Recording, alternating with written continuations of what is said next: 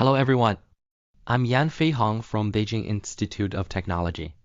It's my pleasure to be here today presenting our work on LazyMAR, accelerating masked autoregressive models via feature catching. This paper has been accepted to ICCV 2025. This is a collaboration with my colleagues from Shanghai Jiao Tong University, Central South University, Tsinghua University, and ICCV Guangzhou. So let me start with the motivation. Masked autoregressive models have shown great promise for image generation because they can predict multiple tokens in parallel, which should make them faster than traditional autoregressive models. But here's the problem. In practice, they're actually quite slow. Why? Well, traditional autoregressive models use causal attention, which allows them to cache key value pairs from previous steps. This simple trick reduces complexity from O of n squared all the way down to O of n. However, MAR uses bidirectional attention. Every token needs to attend to all other tokens, which means the cached key value matrices from the previous step are no longer valid. They all need to be recomputed from scratch at every single step. So we're stuck recomputing everything, and that creates this major computational bottleneck. So we asked ourselves, is there really no redundancy we can exploit? And actually, there is. When we look at this heat map here, it shows the cosine distance between token representations in consecutive decoding steps. What we found is fascinating. Most tokens barely change from one step to the next. Now we categorize all tokens into 4 types based on when they were decoded. First, tokens decoded several steps ago. These have already settled into their final values, and their representations stay very stable. Second, tokens decoded just in the last step. These show huge changes because they just went through the diffusion process. Third, tokens being decoded right now in the current step. Obviously, these are critical for quality. We can't skip them. And fourth, tokens that will be decoded in future steps. These show varying degrees of change depending on how far they are from recently decoded tokens. So here's the key insight. About 84% of tokens show such high similarity that we can safely reuse their cached values without hurting quality at all. Okay, so how do we actually decide which tokens to cache? The naive approach would be to compute everything first and then check similarities, but then we've already done all the work. Instead, we discovered something really useful. There's a strong correlation between how much a token changes at early layers versus at the final layer. The Pearson correlation is 0.913, which is quite strong. So here's our pipeline. At each step, we first compute all tokens through just the first 3 layers without any catching. Then we calculate the cosine similarity between each token's current representation at layer 3 and its cached value from the previous step. Now, for tokens that show low similarity, meaning they've changed a lot, we compute them fully through all remaining layers. But for tokens with high similarity, we simply skip the computation and directly reuse their cached features from the previous step. One more thing, to prevent errors from accumulating over time, we periodically refresh the cache. Every k-steps, we disable catching, compute everything fully, and update the cache with fresh values. This way, we can safely skip about 84% of token computations while keeping the generation quality intact.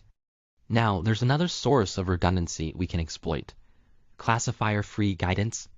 CFG is widely used to control what the model generates, but it requires computing 2 separate pathways, one conditional with the guidance and one unconditional without it.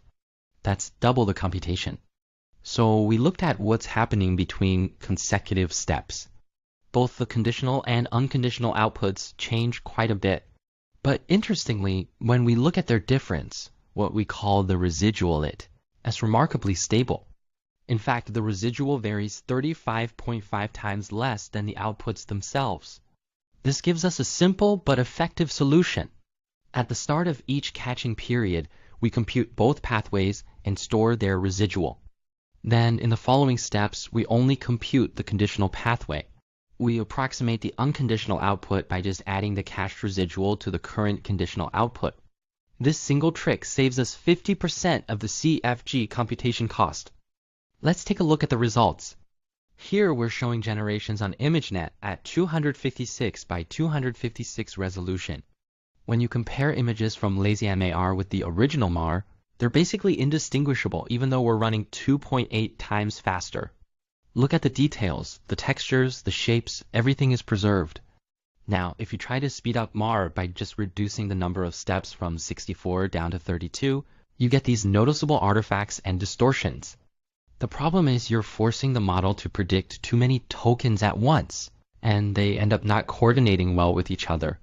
But with LazyMAR, we maintain all the semantic content and fine details perfectly, and the numbers back this up. Our best model, LazyMAR H, gives us 2.83 times speed up. The fit score is 1.78. That's only 0.1 higher than the original's 1.68. And we actually maintain the inception score at 303.7, almost identical to the baseline. Now compare this to the naive approach of reducing steps. Sure, you get some speed up 1.98 times, but the C jumps up to 2.01, and the inception score drops all the way down to 290. So our catching strategy clearly beats the naive step reduction by a significant margin. We also did extensive ablations to understand what's really contributing to the performance. Token cache alone gives 1.89 times speed up. Condition cache alone gives 1.51 times. But when you combine them, you get 2.83 times, so they're really working together synergistically. We also tried different ways of selecting which tokens to cache. If you cache the wrong tokens, like unpredicted ones or those with minimum similarity, its catastrophic FID goes above 12, but our approach of catching tokens with maximum similarity at early layers works beautifully, achieving FID 1.78. And here's something remarkable. We can actually cache up to 90% of all tokens with barely any quality drop. This shows our similarity. Base selection is really identifying the right tokens to cache. So to wrap up, LazyMAR is the first training-free catching framework designed specifically for masked autoregressive models.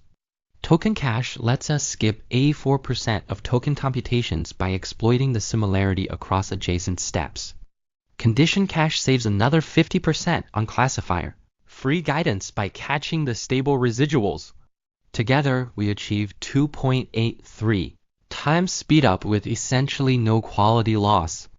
And the best part? LazyMAR is completely plug and play. You don't need to retrain anything. Just drop it into any existing MAR model and you're good to go. We'll be releasing the code at GitHub. Come 501 LazyMAR. Thanks so much for your attention, and I'm happy to take any questions.